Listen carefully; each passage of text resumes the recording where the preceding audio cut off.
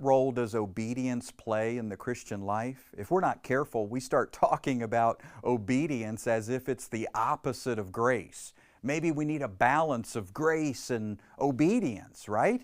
Well, that's not the way the New Testament talks about obedience. Did you know Romans chapter 6 says that you have an obedient heart? That's right, because of God's grace, God gave you that new heart and that new spirit and His Spirit living in you. And the kind of heart that He gave you is an obedient heart. So God's got it rigged. Obedience is not some extraneous thing that you drum up like a character trait.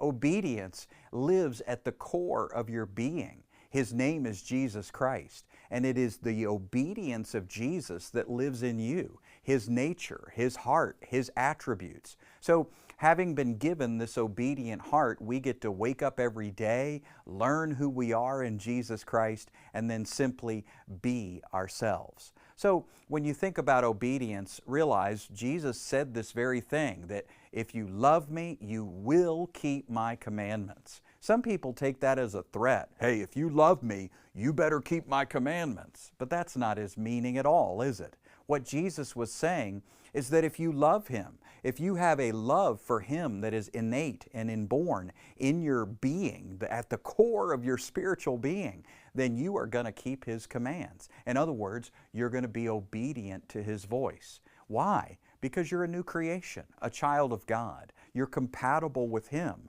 He abides in you, you abide in Him. You're one spirit with the Lord. That means you're redesigned from the ground up for obedience, and nothing else will satisfy. So obedience, it's not some extraneous character trait, is it?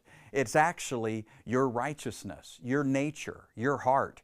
You are obedient by nature because of who God has made you. Crucified, buried, and raised. That disobedient heart is dead and gone. You have a new heart, an obedient heart, a righteous heart, and Jesus lives there. God cleaned house and moved in, and He's the one that inspires you to be truly obedient by His grace.